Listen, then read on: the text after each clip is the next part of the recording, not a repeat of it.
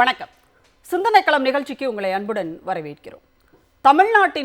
தமிழ்நாடு அரசினுடைய கடன் அதிகரித்திருக்கிறது, கடன் சுமை அதிகரித்திருக்கிறது என்று எதிர்க்கட்சிகளினுடைய முகாம்களிலிருந்து வெறுமனே பல பொய்யான புள்ளி விவரங்கள் வழங்கப்பட்டு வருகின்றன. ஆனால் அது உண்மையான தகவல்கள் இல்லை. தமிழ்நாட்டினுடைய கடன் சுமையை வெறும் கடன் தொகையை கொண்டு கணக்கிடக்கூடாது, தமிழ்நாட்டினுடைய வளர்ச்சியையும் சேர்த்துத்தான் நாம் அதை இணையாக வைத்துத்தான் ஒப்பிட வேண்டும் என்று பல்வேறு பொருளாதார வல்லுநர்கள் தொடர்ந்து இது தவறான செய்திகளை பரப்பி வருகின்றனர் என்பதை சொல்லிக் கொண்டிருக்கிறார்கள். அதிலும் தமிழ்நாட்டை உத்தரப்பிரதேசத்தினுடைய கடன் சுமையோடு ஒப்பிட்டு பேசுவது என்பது முற்றிலும் தவறானது. அது பொருத்தமில்லாத ஒரு ஒப்பீடு என்பதை பொருளாதார வல்லுநர்கள் தொடர்ந்து சொல்லி வருகின்றனர். இருந்தாலும் தமிழ்நாட்டினுடைய வளர்ச்சி, சமூக அரசியல் பொருளாதார வளர்ச்சிகளை சரியாக புரிந்து கொள்ளாமலும் அதே நேரத்தில் அதை ஏற்றுக்கொள்ள இயலாமலும் இருப்பவர்கள் தான் இப்படிப்பட்ட பொய்யான செய்திகளை பரப்பிக் கொண்டிருக்கிறார்கள் என்பது ஒரு பக்கம். இன்னொரு பக்கம், மக்களிடையே தவறான செய்திகளை பரப்புவதன் மூலமாக அரசுக்கு எதிராக மக்களை திசை திருப்பி விடலாம் என்றும் அவர்களுடைய கணக்கு இங்கே நடைபெற்று கொண்டிருக்கிறது. ஆனால் அதற்கு மாறாக தமிழ்நாட்டினுடைய வளர்ச்சி, இந்தியாவிலேயே முதல் மாநிலமாக தமிழ்நாடு இருந்து கொண்டிருக்கிறது. மாநிலத்தினுடைய உற்பத்தியிலும், மாநில அளவிலான உள்நாட்டு உற்பத்தியிலும் இந்தியாவிலேயே முதல் மாநிலமாக தமிழ்நாடு தான் இருக்கிறது என்பது ஒன்றிய பாஜக அரசினுடைய விவரங்களே நமக்கு, அதனுடைய புள்ளி விவரங்களே நமக்கு சொல்லுகின்ற செய்தியாக இருக்கிறது. எனவே இது போன்ற பொய்யான செய்திகளை பரப்புபவர்களினுடைய நோக்கம் என்ன, உண்மையில் என்ன மாதிரியான ஒரு வளர்ச்சியில் தமிழ்நாடு இருக்கிறது, தமிழ்நாட்டினுடைய கடன் சுமை என்பது இப்பொழுது இருக்கின்ற நிலை என்ன என்பதெல்லாம் நாம் பேச வேண்டியிருக்கிறது. நம்மோட கருத்துக்களை பகிர்ந்து கொள்வதற்காக திமுகவின் சார்பில் வழக்கறிஞர் மதிவாணன் அவர்கள் நம்மோடு இணைந்திருக்கிறார். அரசியல் விமர்சகர் திரு துரைபாண்டியன் அவர்கள் நம்மோடு இணைகிறார். கருத்துக்களை கேட்கலாம். அனைவருக்கும் வணக்கம். மதிவாணன் சார், இப்போ கடன் சுமை குறித்து ஒரு பெரிய விவாதம் எழுந்திருக்கிறது. அதாவது தமிழ்நாடு அரசினுடைய கடன் சுமையையும் உத்தரப்பிரதேச அரசினுடைய கடனையும் ஒப்பிட்டு விவாதங்கள் நடைபெற்று கொண்டிருக்கின்றன. உத்தரப்பிரதேசத்தினுடைய கடன் குறைவாக இருக்கிறது, தமிழ்நாட்டினுடைய கடன் அதிகமாயிட்டே போகுது அப்படிங்கிற மாதிரியான ஒரு ஒரு விமர்சனம் என்பதை விட ஒரு செய்திகள் இங்கே பரவலாக பேசப்படுகிறது. உங்களுடைய பார்வை, உண்மையில் அந்த ஒப்பீடை பற்றி நீங்கள் என்ன நினைக்கிறீங்க? இல்லை, பொதுவாகவே எப்பொருள் யார் யார் வாய் கேட்பினும் அப்பொருள் மெய்ப்பொருள் காண்பதறிவுன்னு சொல்லுவாங்க. இப்போ இந்த விஷயத்தை யார் சொல்லியிருக்கா அப்படின்னு நம்ம பார்க்கும்போது, இதற்கு பின்னாடி ஆர்எஸ்எஸ் கும்பலுடைய மறைமுக ஏஜென்ட்டுகளாக இருக்கிறவங்க இதை பற்றி பேசுகிறாங்க. நீங்கள் கடன் சுமையை பற்றி பேசணும்னா இந்தியாவோட கடன் சுமையை நீங்கள் சேர்த்து பேசணும். மோடி அவர்கள் ஆட்சிக்கு வரும்போது 55 லட்சம் கோடி கடனாக அந்த இந்திய ஒன்றிய அரசு இன்னைக்கு 205 லட்சம் கோடி கடனில் இருக்குது. அதே நேரம் பார்த்தீங்கன்னா சராசரியான வளர்ச்சி, சாமானியமான வளர்ச்சி, எல்லோருக்குமான வளர்ச்சியா இந்தியா இருக்கான்னு பார்த்தா நிச்சயமா இருக்காது. சுமார் ஒரு 35 லட்சம் கோடியை கார்பரேட்டுகளுக்கு மட்டுமே விட்டு கொடுத்தாரு மோடி அவர்கள் ஆட்சிக்கு 35 லட்சம் கோடினா வாராக்கடன், அதுக்கப்புறம் கார்பரேட் டாக்ஸ் ஒரு 40% 32% குறைச்சது. இப்படி 35 லட்சம் கோடியை கடந்த 11 வருஷத்துல கார்பரேட் நண்பர்களுக்கு மட்டும் விட்டு கொடுத்துருக்காரு. அப்போ அனைவருக்குமான வளர்ச்சி இல்லை, இந்த நாடுடைய கடங்கார நாடா நீங்க மாத்திருக்கீங்க. மாநிலத்தினுடைய கடனை ஒரு ஒன்றியத்தினுடைய கடனோட நம்ம ஒப்பிட முடியுமா, ஒப்பிடலாமா? அப்படி ஒன்றியம் அப்படிங்கிறது ஒட்டுமொத்த நாட்டிற்கான நிதியாக நம்ம அதை பார்க்க வேண்டியது இருக்கு இல்லையா? அதுதான் நான் சொல்ல வரேன். இந்த கடனை வாங்கி நீங்க யாருக்கு கொடுக்குறீங்க, இப்ப நாம கடன் வாங்கி என்ன பண்றோம் அப்படின்னு ரெண்டு பிரிச்சு பார்க்கணும்னு சொல்ல வரேன். ஒரு ஒன்றிய அரசுடைய கடன்ன்றது கார்பரேட்டுக்கான ஒரு கடனா இருக்கு, ஒரு மாநில அரசுக்கான கடன்ன்றது மக்களுக்கான கடனா இருக்கு. ஸோ எங்களுடைய வரி வருவாய் பொறுத்து தான் கடன் வாங்க முடியுன்றது தான் எல்லாருக்குமே தெரியும். உங்கள் நிதி பற்றாக்குறைக்கு மீறி நீங்கள் போய் கடன் வாங்க முடியாது, இது எல்லாருக்கும் தெரியும். அப்படி இருக்கிறபோது நம்மளுடைய பொருளாதார வளர்ச்சியின் அடிப்படையில் தான் நமக்கு கடன் வாங்குறோம். ஸோ இந்த பொருளாதாரத்தோட வளர்ச்சின்னு சொல்லும்போது தமிழ்நாட்டுடைய வளர்ச்சி விகிதத்தை நம்ம பார்க்கணுமா இல்லையா? இன்னைக்கு ஒட்டுமொத்த இந்தியாவிலேயே பொருளாதார வளர்ச்சியில் 11.64% நம்பர் 1 மாநிலமாக தமிழ்நாடு இருக்குது. அது கடந்த மாதத்தில் பார்க்கும்போது 16.94% உயர்ந்திருக்கு. அப்போ தனிநபர் வருமானம் உயர்ந்திருக்கு. அப்படின்னா இங்கே பெண் கல்வி உயர்ந்திருக்கு. பெண்கள் வேலைக்கு போகிற அதிகமான படியான மாநிலத்தில் நம்பர் 1 மாநிலம் தமிழ்நாடு. இப்படி எல்லா வகையிலையும் நம்பர் 1 மாநிலமாக தமிழ்நாடு இருக்கு. கல்வியில் நம்பர் 1, பொருளாதாரத்தில் நம்பர் 1, உற்பத்தி துறையில் நம்பர் 1, சமூக மேம்பாட்டில் நம்பர் 1, வறுமை ஒழிப்பில் நம்பர் 1, தகவல் தொழில்நுட்பத்துறையில் நம்பர் 1, ஆட்டோமொபைல்ஸில் நம்பர் 1, மருத்துவத்துறையில் நம்பர் 1, சுற்றுலாத்துறையில் நம்பர் 1, தோல் உற்பத்தியில் நம்பர் 1, செமிகண்டக்டரில் நம்பர் 1. அப்படின்னா இத்தனை துறையில் தமிழ்நாடு நம்பர் 1 இருக்குது. இவங்க ஒரு மாநிலத்தை ஒப்பிட்டு பேசுகிறாங்கல்ல, உத்தரப்பிரதேசமோ இல்லை குஜராத் மாடல் தான் இந்த நாட்டையே வழிநடத்தணும் ஒரு பொய்யை சொல்லி தான் 2014 ஆட்சிக்கு வந்தீங்க. இதில் எங்கேயாவது நமக்கு கூட அவங்க இருக்காங்களா அப்படின்னு பார்த்தா கிடையவே கிடையாது. இப்போ நீங்கள் ஏன் பேசுகிறீங்கன்னா, இல்லாத பொய்யை இல்லாமல் ஒரு பொய்யை கட்டமைச்சு தேர்தல் வருதுன்றதுக்காக பேசுகிறீங்களே தவிர வேறு எந்த ஒரு காரணமும் கிடையாது. நீங்கள் இந்த நேரத்தில் நம்ம விடியல் பயண திட்டமாக இருக்கட்டும், கலைஞர் உரிமை தொகையாக இருக்கட்டும், இல்லை நான் முதல்வனாக இருக்கட்டும், இல்லை புதுமை பெண்ணாக இருக்கட்டும், தமிழ் புதல்வனாக இருக்கட்டும், காலை சீட்டுண்டி திட்டமாக இருக்கட்டும், இது எல்லாமே பார்த்தீங்கன்னா கல்வியில், சுகாதாரத்தில், ஊட்டச்சத்தில் முன்னேற்றத்துக்காக நம்ம கொடுத்துருக்கோம். நீங்கள் அதே மாதிரி உங்களால் உத்தரப்பிரதேசத்தை ஒப்பிட்டு பேச முடியுமா? இன்னைக்கு ஊட்டச்சத்து குறைபாடு உள்ள மாநிலத்தில் நம்பர் 1 மாநிலம் குஜராத். அது எப்படி வளர்ச்சியை கொடுக்கும்? அப்போ நீங்கள் குழந்தைங்களே அங்கே ஊட்டச்சத்து குறைபாடை தான் நீங்கள் வளர்த்துருக்கீங்க. அப்போ நீங்கள் எங்களுக்கு பாடம் எடுக்க தேவையில்லைன்றது தான் என்னுடைய கருத்து.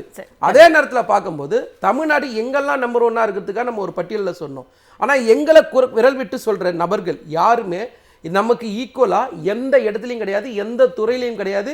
எந்த ஒரு எப்படி நான் தொழில்துறை சொல்கிறோம்ல, 40,000 தொழிற்சாலைகள் தமிழ்நாட்டில் மட்டும் இருக்குது, நம்பர் 1 மாநிலமாக இருக்குது. அதே மாதிரி உங்களால் சொல்ல முடியுமா? கண்டிப்பாக. அதாவது ஒப்பிடவே முடியாத மாநிலத்தோடு ஒப்பிடுவது அப்படின்றது. சரி, கண்டிப்பாக நம்ம பேசலாம், தொடர்ந்து பேசலாம். நம்மோடு பொருளாதார வல்லுநர் திரு தாமஸ் பிராங்கோ அவர்கள் இணைந்திருக்கிறார். அவருடைய கருத்துக்களை பதிவு செய்யலாம். தாமஸ் பிராங்கோ சார், வணக்கம். வணக்கம்.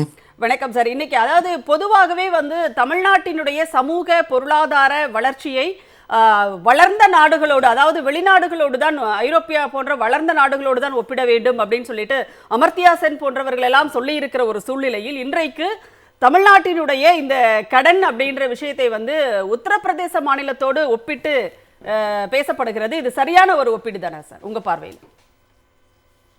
அது ஒரு தவறான ஒப்பீடு. பிரவீன் சக்கரவர்த்தி பேசியிருந்தாரு, அதற்கு மறுப்பு தெரிவித்து Sasikanth Senthil member of parliament, அதே காங்கிரஸ் கட்சியை சார்ந்தவரே சொல்லியிருக்கிறாரு, இது ஒரு தவறான மதிப்பீடு, இது கண்டிக்கப்பட வேண்டியதுன்னு சொல்லியிருக்கிறார். காங்கிரஸில் ஆளாளுக்கு தெரியாமல் இந்த மாதிரி சுய லாபத்திற்காக அவர் பிரவீன் சக்கரவர்த்தி ஏற்கனவே ஒரு தொகுதி கேட்டு கிடைக்கல, இப்போவும் கிடைக்காதுன்னு அதில் அவர் போய் பலரையும் சந்தித்துட்டு இருக்கிறாரு. அவருடைய சுய லாபத்துக்காக இந்த கருத்தை சொல்லியிருக்கிறாரு. எந்த புள்ளி விவரங்கள் அடிப்படையிலும் அது இல்லை.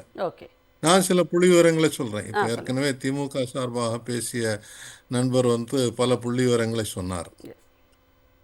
கடந்த 5 ஆண்டுகளில் வளர்ச்சின்னு சொல்லும்போது தமிழ்நாடை பொறுத்தவரையில் ஒன்று ஜிஎஸ்டிபின்னு சொல்கிறாங்க, கிராஸ் ஸ்டேட் டொமஸ்டிக் ப்ராடக்ட். அதில் 11.14% வளர்ச்சி. ஆனால் இந்தியா முழுவதும் பார்த்தீங்கன்னு சொன்னாக்கி அதுவும் வெறும் 4.5% வளர்ச்சி தான் இருக்குது. அதே மாதிரி ஏற்றுமதியில் இந்தியா முழுவதும் உள்ள சராசரியை எடுத்துக்கொண்டோம் என்றால் ஏற்றுமதி குறைந்து கொண்டு வருகிறது, ஆனால் தமிழ்நாட்டில் அதிகரித்து கொண்டிருக்கிறது. இதுக்கெல்லாம் அடிப்படையாக தமிழ்நாட்டில் இருக்கக்கூடிய கல்வி. தமிழ்நாட்டை தவிர இந்தியாவில் எந்த மாநிலத்திலும் ஒவ்வொரு மாவட்டங்களிலும், எல்லா மாவட்டங்களிலும் ஒரு ஐடிஐ, ஒரு பாலிடெக்னிக், ஒரு என்ஜினியரிங் காலேஜ், ஒரு ஆர்ட்ஸ் அண்ட் சயின்ஸ் காலேஜ், ஒரு மெடிக்கல் காலேஜ், இத்தனை எல்லா மாவட்டங்களிலும் இருக்குது. இது போக சட்ட பல்கலைக்கழகம் இருக்குது, சட்ட கல்லூரிகள் இருக்குது, மிகச்சிறந்த பல்கலைக்கழகங்கள் இருக்குது.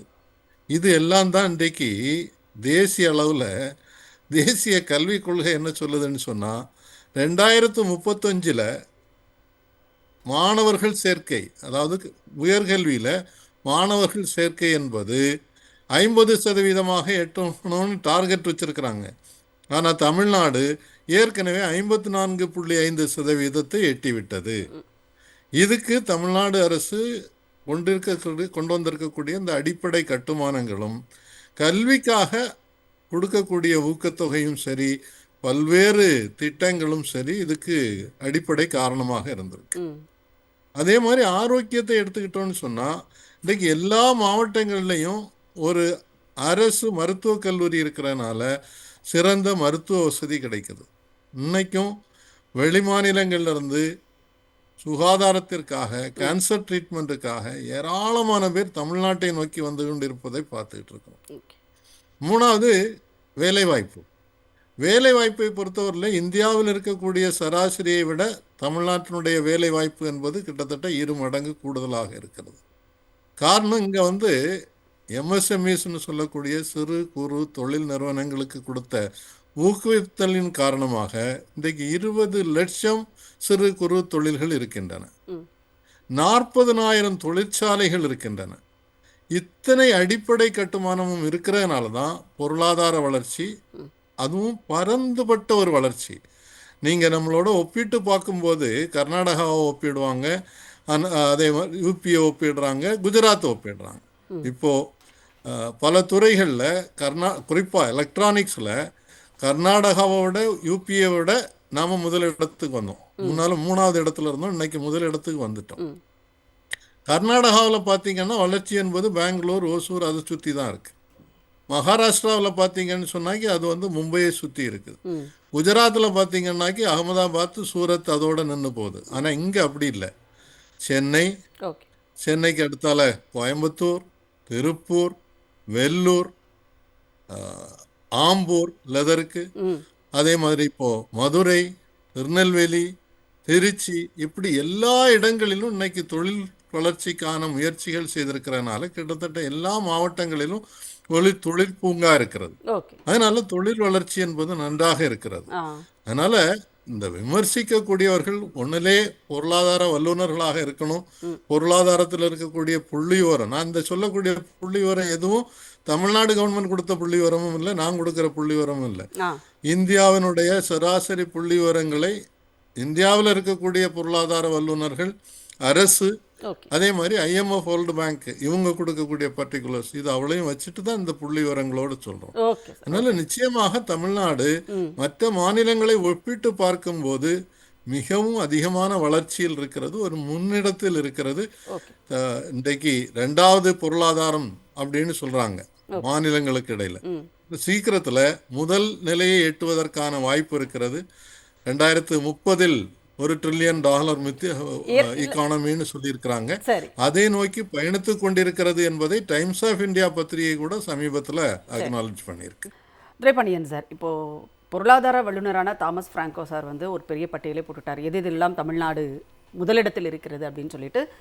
இன்னும் சொல்ல போனால் பொருளாதாரத்தில் இந்தியாவில் முதல் மாநிலம் அப்படின்ற இடத்திற்கு தமிழ்நாடு வந்து நிற்கிறது அப்படிங்கிறது, அதை வந்து நிற்கிறது அப்படிங்கிறதே நம்ம பார்க்குறோம். ஆனால் இவ்வளவு இருக்கும் பொழுது இதற்காக வாங்கிய கடன் தான் இதெல்லாம், அதாவது தமிழ்நாட்டினுடைய வளர்ச்சிக்காக வாங்கியது. அதை கண்ணு முன்னாடி அந்த வளர்ச்சி நமக்கு தெரியுதுன்னு எல்லாரும் சொல்றாங்க. ஆனால் அதிமுகவினுடைய ஆட்சி காலத்தில் 2021க்கு முன்னால் அதிமுகவினுடைய ஆட்சி காலத்தில் ஏற்பட்ட கடன் சுமையும் அதற்கான வட்டியும் என்பது இப்போ வரைக்கும் தமிழ்நாடு அரசு செலுத்திட்டு வராங்க. அப்பொழுதெல்லாம் வராத இந்த கடன் குறித்த கேள்வி அப்படின்றது இன்றைக்கு இத்தனை வளர்ச்சியை கண் முன்னால் பார்த்ததற்கு பிறகும் திமுக ஆட்சியில் வருகிறது என்றால் அதற்கு என்ன காரணம்?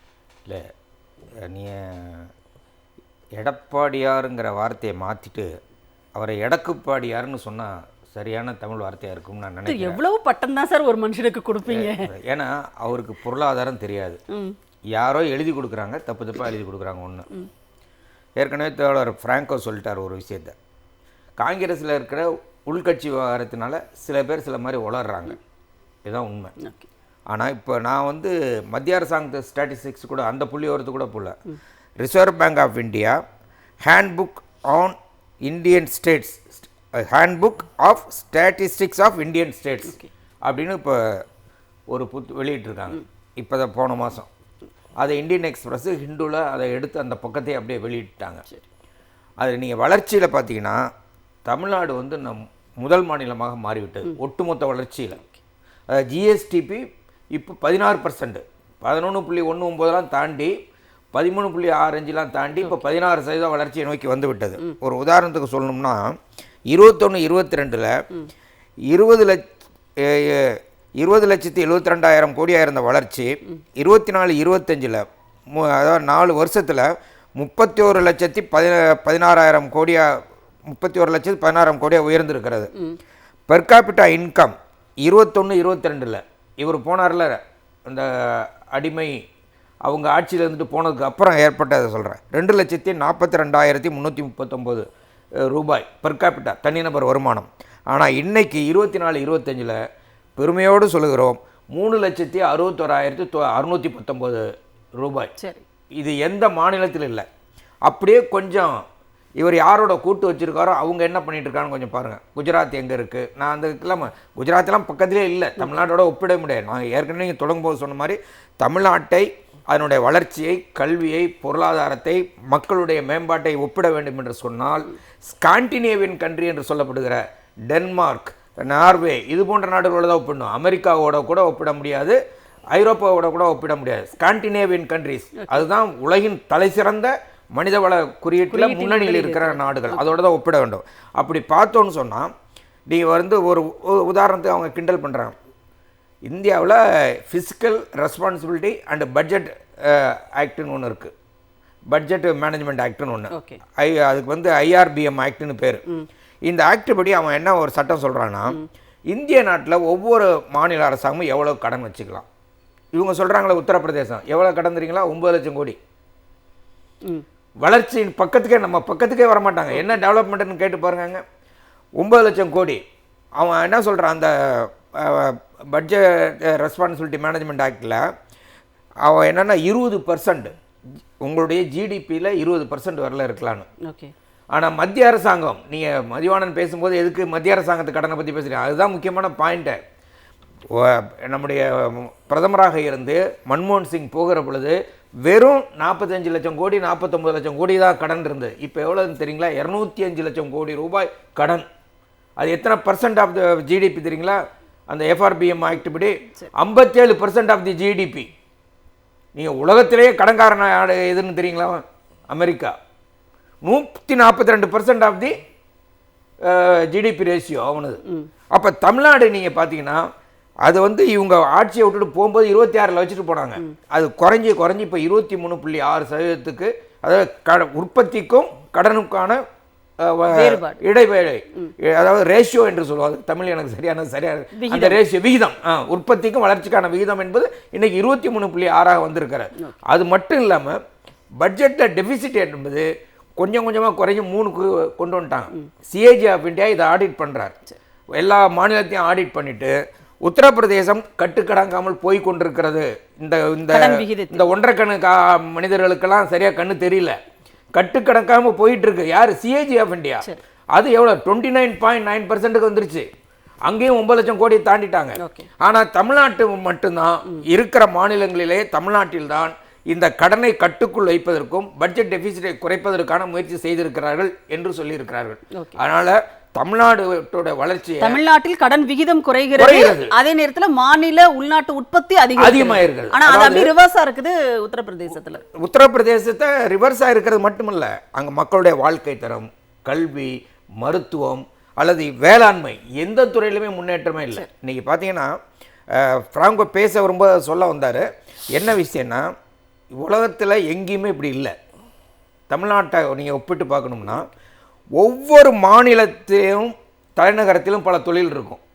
ஆனால் தமிழ்நாட்டில் தான் தலைநகரம் மட்டும் இல்லாமல் 2ஆம் நிலை நகரங்கள், 3ஆம் நிலை நகரங்களுக்கு அதுவரையில் எலக்ட்ரானிக்ஸ் அண்ட் எலக்ட்ரிக்கல்ஸ் குட்ஸை, அதே மாதிரி சாஃப்ட்வேரை கொண்டு போயாச்சு. டைடல் பார்க் எங்கே? திருச்சிக்கு Tidel Park, mini Tidel Park திருச்சிக்கு, மாயூரத்துக்கு, தஞ்சாவூருக்கு, இப்படிலாம் வந்திருக்கிற ஒரே மாநிலம் தமிழ்நாடு தான் ஒன்று. அடுத்து ஒரு முக்கியமான விஷயம், கடன் வாங்குறாங்கன்னா, நான் இப்போ ஒரு சில கேள்வி அதை மதிவாணனும் குறிப்பிட்டார். இந்திய நாட்டு மக்களுக்கு 28% வரி போட்டது யாரு? இதே வளர்ச்சி நாயகன் தான். இந்த வளர்ச்சி நாயகன் தான் 28% வரி போட்டார். திடீர்னு 12, 28 குறைக்கிறாங்க. குறைக்கும் போது 2,65,000 கோடி ரூபாய் பணத்தை நான் உங்களுக்கு சேமித்து கொடுக்குறேன்னு. அப்போ திருடிட்டு போனது யாரு? என்னுடைய பாக்கெட்ல இருந்து வரி என்ற பெயரில் திருடியவர்கள் யார்? இப்படி போட்டு சராசரி 2 லட்சம் கோடி ரூபாய் ஜிஎஸ்டி மாதம் கலெக்ட் பண்ணுறாங்க. ஆனால் ஆவரேஜ் 1.25 கோடியிலேருந்து 2 லட்சம், 2.25 கோடி கூட மாறிருக்கு. இப்படியெல்லாம் கலெக்ட் பண்ணி மதிவாணன் சொன்ன மாதிரி 11 லட்சம் கோடி ரூபாய் வங்கியில் கடனாக தள்ளுபடி பண்ணிட்டாங்க. 12 லட்சம் கோடி ரூபாய், நல்லா இதை கவனிங்க, இது கடனு வேற இது வேற, போட்ட வரிய ரெவன்யூ ஃபோர்கான் என்று அதை ஆங்கிலத்தில் சொல்லுகிறார், அலங்கார பெயர். அதாவது போட்ட வரியை விட்டு கொடுத்ததே 12 லட்சம் கோடியை தாண்டி விட்டது. அப்போ என்னிடம் ஏழைப்பாளை பிஸ்கட்டுக்கு வரி போட்டு, உப்புக்கு வரி போட்டு, அரிசிக்கு வரியை போட்டுட்டு, பிரெட்டுக்கு வரியை போட்டு, ஐசியூக்கு வரி போட்டு, செத்து போன செய்யற சடங்குக்கு வரியை போட்டுட்டு, ஆனா யாருக்கு தள்ளுபடி பண்ணிருக்காங்கன்னா ஏழையாக இருக்கிற அம்பானி, அதானிக்கு போன்றவர்களுக்கு தள்ளுபடி பண்ணியிருக்கார். அதனால இது வந்து ஒரு வித்தியாசமான மாடல், திராவிட மாடல் என்றாலும் கூட இன்னைக்கு பல அரசாங்கங்கள் முன்னேறிய மாநிலம்னு இவ்வளவு நாளா எதை சொன்னீங்க?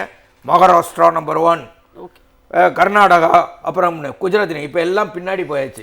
இன்னைக்கு முதல் மாநிலமாக இந்தியாவில் வந்திருப்ப மாநிலம் தமிழ்நாடு தான். அதாவது இந்த ட்விங்கிள் ட்விங்கிள் லிட்டில் ஸ்டார் அப்படின்னு சொல்லுவாங்கள்ல, அதே மாதிரி இன்னைக்கு வந்து இந்திய நாட்டில் இருக்கிற முதல்வர்களையே முதன்மையான முதல்வர் யாருன்னா twinkle twinkle little star MK. Stalin super star ஆட்சியில் என்று நிரூபித்திருக்கிற ஒரு மாநிலம். இதை நான் ரொம்ப மகிழ்ச்சியோடும் பெருமையோடும் சொல்லுகிறேன். கண்டிப்பாக சார், பேசணும் தொடர்ந்து. மதிவாணன் சார், இப்போ என்னன்னா ஒரு இந்தியாவிற்கே பொருளாதாரத்திலும் வழிகாட்டியாக இருக்கக்கூடிய, அதாவது ஒரு மாநிலத்தினுடைய சொந்த வருவாய் அப்படின்றது ரொம்ப முக்கியம். தமிழ்நாடு வந்து மிகப்பெரிய அளவில் வரி பங்கீட்டில் வஞ்சிக்கப்பட்டாலும் கூட சொந்த வருவாயாக 75 விழுக்காடு மாநிலம் தன்னுடைய சொந்த வருவாயாக ஈட்டிக் கொண்டிருக்கிறது. வெறும் 25 அதிலும் கொஞ்சம் கொஞ்சம் பிச்சு தான் வந்து ஒன்றிய அரசு கொடுக்கிறது. ஆனால் உத்தரப்பிரதேசம் அப்படிங்கிறது 50-50 வந்து ஒன்றிய அரசினுடைய வரி வந்து அவங்களுக்கு பங்கீடு வந்து கிடைக்குது. அப்புறம் இந்த ஒப்பீடு அப்படிங்கிறத எந்த அடிப்படையில் அவங்க வந்து இங்க வைக்கணும்னு விரும்புறாங்க தமிழ்நாட்டில்? இல்லை, முட்டாள்தனமான ஒப்பீடு, வேற வழி இல்லை. ஒரே வார்த்தையில் சொல்லணும்னா நீங்கள் உத்தரப்பிரதேசோடைய வளர்ச்சின்றது 8.99%, ஆந்திர பிரதேசோட வளர்ச்சின்றது 8.21%, தெலுங்கானாவோட வளர்ச்சி 8.08%, கர்நாடகாவோட வளர்ச்சின்றது 7.37%, மகாராஷ்டிரா 7.37%, ஆனால் தமிழ்நாடு 13%. நீங்கள் ஒரு 2 விஷயத்தை பார்க்கணும். 2011 தலைவர் கலைஞர் ஆட்சியை கொடுத்துட்டு போகும்போது தமிழ்நாடுடைய பொருளாதார வளர்ச்சின்றது 13.21%. ஆனால் எடப்பாடி நம்மக்கிட்ட கொடுக்கும்போது 6.05%. அப்போது 13 இருந்து 6% குறைச்சது எடப்பாடியோட. நம்ம அந்த 6 இருந்து திரும்ப 13% கொண்டு வரோம். அப்போ அதுக்கான உழைப்பு இருக்குல்ல, அந்த உழைப்பு உங்களுக்கு பாராட்ட மனசு இல்லை. ஒன்று. ரெண்டாவது, தமிழ்நாடு அரசு ஒன்றிய அரசு கொடுக்கறது 5.5 லட்சம் கோடி கொடுக்குது. அதே ஒன்றிய அரசு நமக்கு திருப்பி கொடுக்கறது 2 லட்சம் கோடி தான் கொடுக்குறாங்க. ஆனால் உத்தரப்பிரதேசம் கொடுக்கறது 2.5 லட்சம் கோடி, அவங்களுக்கு ஒன்றிய அரசு கொடுக்கறது 9 லட்சம் கோடி. அப்போது நம்மளுடைய பாதிப்புன்னு சொல்லப்படுறத மழை வெள்ளம் வந்தாலும் நிதி கொடுக்க மாட்டாங்க, கல்விக்கான நிதி கொடுக்க மாட்டாங்க, விளையாட்டுக்கான நிதி கொடுக்க மாட்டாங்க, மொழிக்கான நிதி கொடுக்க மாட்டாங்க, வளர்ச்சி திட்டங்கள் சொல்லப்படுற மெட்ரோ மற்றும் சாலைகள் மேம்பாட்டு திட்டங்களுக்கும் நிதி கொடுக்கறது இல்லை. ஆனால் எல்லாமே நாம் நம்மளுடைய சொந்த செலவில் செஞ்சு இந்த வளர்ச்சி நம்ம கொடுத்துருக்கோம். ஆனால் உங்களுக்கு எல்லா வகையிலையும் மோடியோட சப்போர்ட் இருந்துக்கிட்டு நீங்கள் கொடுத்த வளர்ச்சின்னு பேசுறதே அபத்தமான வார்த்தைன்ற அந்த வார்த்தை மிகப்பெரிய தப்பான ஒரு வார்த்தை. இவர் தமிழ்நாட்டோட ஒப்பிடவே கூடாது. இப்போ வந்து பிரவீன் சக்கரவர்த்தி மட்டும் சொன்னார்ல, இது சம்பந்தமா பேசும்போது அன்புமணி ராமதாஸ் பேசுறாரு எல்லாம். அதனால தான் நான் ஃபர்ஸ்ட் ரவுண்ட் சொல்லும் போது அப்ப நீங்க பேசுறது ஒப்பிட மிகப்பெரிய தவறு. உங்க பங்கு எவ்வளோ, எங்க பங்கு எவ்வளோ, அதை நீங்க சேர்த்து பேசணும்ல.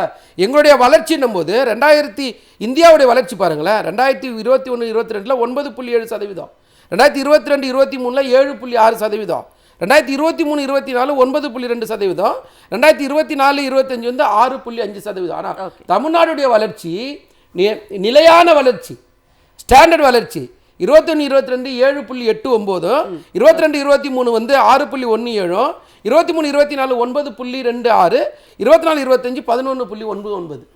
அப்போ தொடர்ச்சியா வளர்ச்சியை நோக்கி கொடுக்குற எங்களை பார்த்து கேள்வி கேட்கறதுக்கு எந்த விதமான உரிமையும் உங்களுக்கு இல்ல. ஆனா பேசணுன்றதுக்காக பேசுறீங்களே தவிர ஆதாரம் இல்லாம பேசுறீங்க. இந்த தரவுல எதுவுமே நாங்க கொடுக்கல, எல்லாமே ஒன்றிய அரசு கொடுத்த தரவு, ரிசர்வ் பேங்க் ஆஃப் இந்தியா கொடுக்குது. இந்தியாவுடைய தரவு அடிப்படையில் சொல்றாங்க. நாடாளுமன்றத்தில் நிர்மலா சீதாராமன் இதை பாராட்டினாங்க. கண்டிப்பாக சார். அதாவது உத்தரப்பிரதேச அரசு வந்து தன்னுடைய அடிப்படை கட்டுமானங்களுக்கு, அடிப்படை வசதிகளுக்கே அந்த கடனை பயன்படுத்துகிறது. ஆனால் தமிழ்நாடு அரசு அடுத்த கட்டத்திற்கு அதை கொண்டு போவதற்காக இந்த கடனை பயன்படுத்துகிறது அப்படிங்கிறதுல அந்த வேறுபாடும் ஒன்று இருக்கு. பேசுவோம்.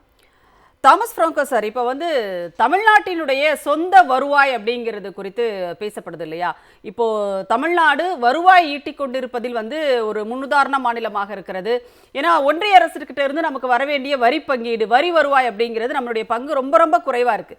எல்லாவற்றிற்கும் நிதி மறுக்கப்படுகிறது அப்படிங்கிறதும், அதற்காக நாம் வழக்கு தொடுக்கிறோம், போராடுகிறோம், நீதிமன்றத்துக்கு போறோம், இதெல்லாம் ஒரு பக்கம் நடந்துட்டு இருக்கு. ஆனால் சொந்த வருவாயை வைத்து தமிழ்நாடு இத்தனை நலத்திட்டங்களையும் வந்து விடாமல் செய்து கொண்டிருக்கிறது அப்படிங்கிறத நம்ம பார்க்குறோம். அப்புறம் தமிழ்நாட்டை போல சொந்தமாக வருவாய் ஈட்டக்கூடிய அளவிற்கு இங்கே கட்டமைப்புகளை உருவாக்கி வைத்திருக்கக்கூடிய பாஜக ஆளுகின்ற மாநிலங்கள் அப்படின்னு நீங்க எதை சொல்லுவீங்க? அப்படிப்பட்ட மாநிலங்கள் என்ன இருக்கீங்க? அதாவது தமிழ்நாட்டில் இந்த உற்பத்தியை பெருக்குவதற்காக செய்திருக்கக்கூடிய முயற்சியின் விளைவாக தமிழ்நாட்டினுடைய வருமானம் அதிகரித்து கொண்டிருக்கிறது. இப்போ மேனுஃபேக்சரிங்னு சொல்லக்கூடிய தொழில் உற்பத்தியில் இந்தியா முழுவதும் உள்ள சராசரியை விட 3 மடங்கு அதிகமாக தமிழ்நாட்டினுடைய வளர்ச்சி இருக்கு.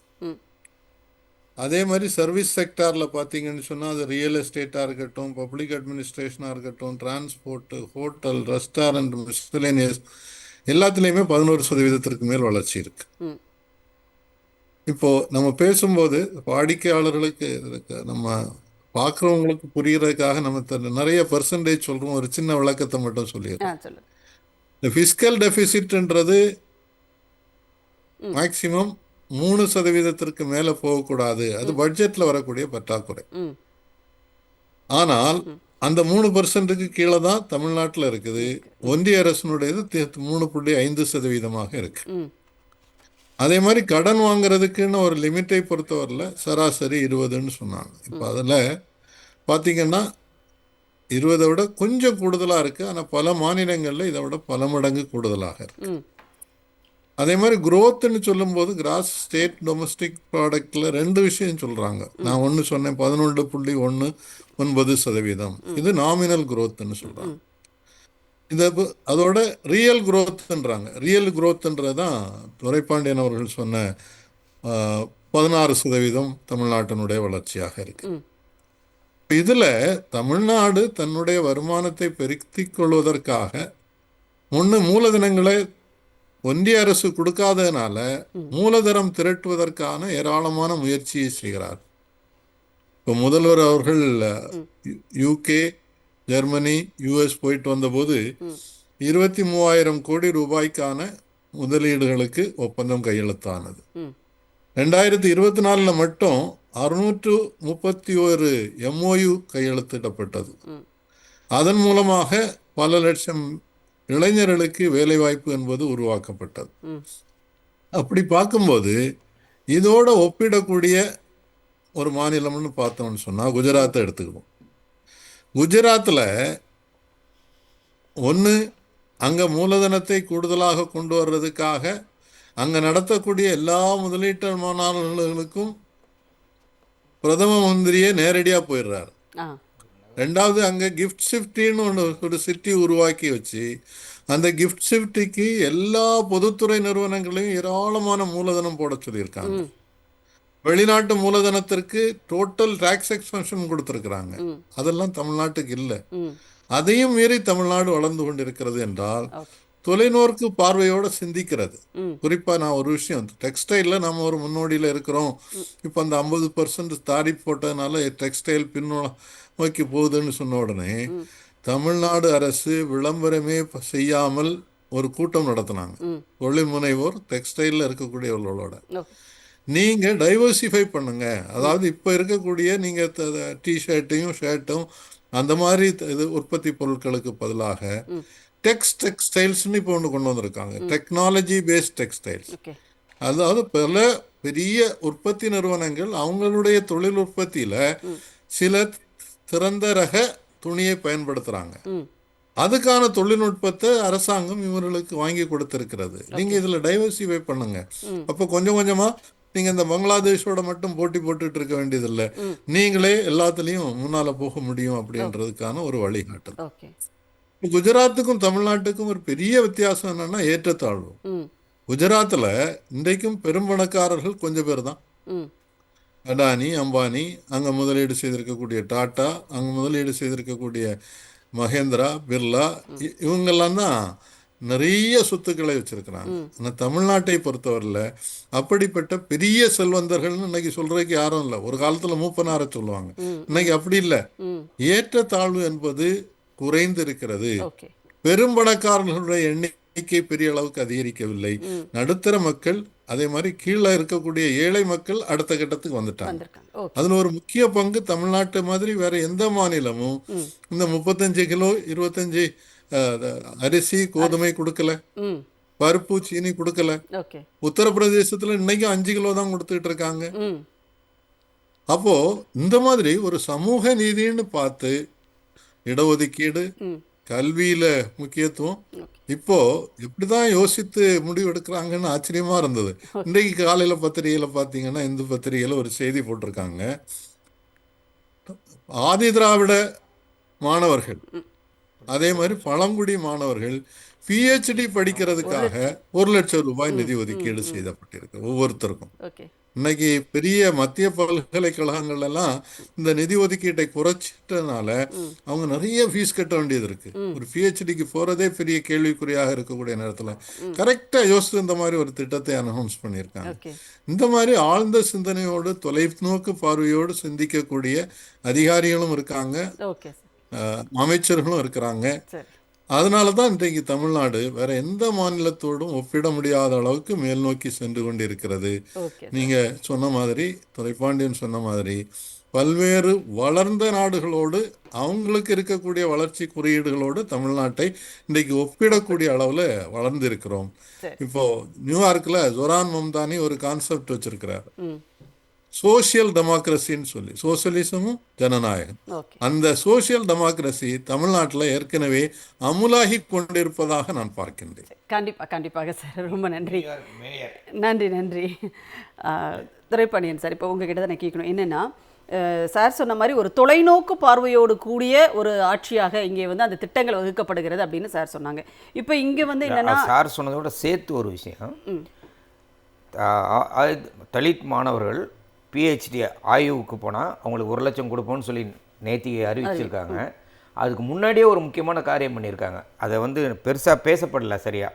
என்னன்னா, தலித் ஆதி திராவிட மாணவர்கள் வெளிநாடு சென்று படிப்பதற்கும் தமிழ்நாடு அரசு உதவி செய்து கொண்டிருக்கிறது. ஸ்காலர்ஷிப்பு மட்டும் இல்லை, போகிறதுக்கு வர்றதுக்கு எல்லா ஏற்பாடுகளும் தமிழ்நாடு அரசு செய்து கொண்டிருக்கிறது. ஒன்று நீங்கள் நம்ம பார்த்து ஒரு பக்கம் இவங்களால் பாராட்ட முடியல, ஒரு பொறாமைப்படலாம், ஆனால் அதை கேவலப்படுத்துகிற மாதிரி பேசுகிறாங்க. மத்திய அரசாங்கமே, நீங்கள் பிரதமர் அல்லது அமித்ஷா உள்துறை அமைச்சருங்க வருகிற பொழுது தமிழ்நாட்டை பற்றி ஒரு தவறான பிம்பத்தை வட மாநிலங்களை ஏற்படுத்துகிற மாதிரி பேசிவிட்டு செல்கிறார்கள். நான் ஒரு கேள்வி மட்டும் கேட்குறேன். கிட்டத்தட்ட உத்தரப்பிரதேசோட மக்கள் தொகை 24 கோடி, தமிழ்நாட்டோட மக்கள் தொகை 7 கோடி. 7 கோடி அல்லது 7 கோடி 60 லட்சம் இருக்கலாம், 8 கோடிக்குள்ளே இருக்கலாம், 3 மடங்கு அதிகமாக இருக்குது. அங்கே இருக்கிற ஆரம்ப சுகாதார நிலையங்கள் எவ்வளோ இருக்கலாம்? ஒரு 3000 தான். ஆனால் தமிழ்நாட்டில் பெருமையோடு சொல்கிறேன், 2450க்கு மேலே இருக்குது. அதாவது 3இல் 1 மடங்கு இருக்கிற மக்கள் தொகை, குறைவாக இருக்கிற மக்கள் தொகை. ஆரம்ப பள்ளி எவ்வளோ இருக்கலாம்? அங்கே வந்து உத்தரப்பிரதேசத்தில் 1 லட்சத்தி சொச்சம் தான் இருக்குது. ஆனால் தமிழ்நாட்டில் அரசு பள்ளிக்கூடங்களாம் மூடப்படுகின்றன, மக்களை இங்கே வந்து சொல்லிட்டு இருக்காங்க. அதான், அது மூடப்படுறது மட்டும் இல்லை. இங்கே தமிழ்நாட்டில் நீங்கள் பார்த்தீங்கன்னா தனியாரை வச்சிருக்கிறது நம்ம எல்லாத்துக்கும் கணக்கு போட்டிங்கன்னா அரசாங்கம் வச்சிருக்க 30,000 பள்ளின்னு சொல்கிறாங்க. இல்லை, அது 7,50,000 தாண்டி இருக்கும். ஏன்னா ஒரு கிலோமீட்டருக்குள்ளேயே இன்னொரு பள்ளிக்கூடத்தை பார்க்கலாம். நீங்கள் வேறு எங்கேயும் பார்க்க முடியாத அதிசயம் இங்கே தான் நடந்து கொண்டிருக்கிறது. இதுக்கு முக்கியமான ஒரு காரணம் இருக்குங்க. அதாவது தொழில் அமைதி இங்கே நிலவி கொண்டிருக்கிறது. தொழில் அமைதினா என்ன? சமூகத்தில் அமைதி இருந்தால்தான் தொழில் அமைதி நிலைக்கும். நீங்கள் இப்போ வந்து உத்தரப்பிரதேசில் அங்கே இந்து முஸ்லீம் கிறிஸ்தவனு கலவரத்தை ஆரம்பிச்சிட்டானுங்க. மத்திய பிரதேசில் அல்லது இந்திய பெல்ட் எதுவுமே தமிழ்நாட்டுக்கு பக்கத்துக்கே வர முடியாத வளர்ச்சியில். நான் அதை நோட் பண்ணி வச்சுருக்கேன், நேரம் இல்லை அது சொல்ல. ஆனால் தமிழ்நாடு வந்து இன்னைக்கு தமிழ்நாட்டோட முதல்வர் என்ன சொல்கிறாரு? மதம் அன்பை பரப்ப வேண்டும். ஆனால் இப்போ என்ன? வம்பை பரப்பி கொண்டிருக்கிறார்கள், வன்மத்தை பரப்பி கொண்டிருக்கிறார்கள். அப்போது ஒரு திராவிட சிந்தனை என்பது, அவர் சொன்னது போல் நியூயார்க் மேயர் அருமையாக சொன்னார், அவரை வந்து தோற்கடிக்க வேண்டுமென்று டொனால்ட் ட்ரம்ப் எவ்வளோ முயற்சி செய்தார். மிகப்பெரிய வெற்றியை பெற்றிருக்கிறார். அவர் சொல்ற சோசியல் டெமோக்ரஸி அங்கே இருக்க வேண்டும் என்கிறார். அது ஏற்கனவே தமிழ்நாட்டில் திராவிடம் என்ற பெயரால் வந்திருக்கிற காரணத்தினால் இந்த வளர்ச்சி எல்லாம் சாதனை ஆகியிருக்கிறது. அது மட்டும் இல்லாமல் இன்னொரு சின்ன விஷயம் என்னன்னா, யார் வேண்டுமென்றாலும் உயர் அதிகாரிகளை அணுக முடியும் தமிழ்நாட்டில். நீங்கள் உத்தரப்பிரதேச, ஏன் நான் டெல்லியே சொல்கிறேன், மத்திய அரசு ஊழியர் சங்கத்தோட தலைவராக இருந்தனால எனக்கு அனுபவங்கள் இருக்கிறது. சாதாரணமாக ஒரு செயலாளரை பார்க்கவே முடியாது.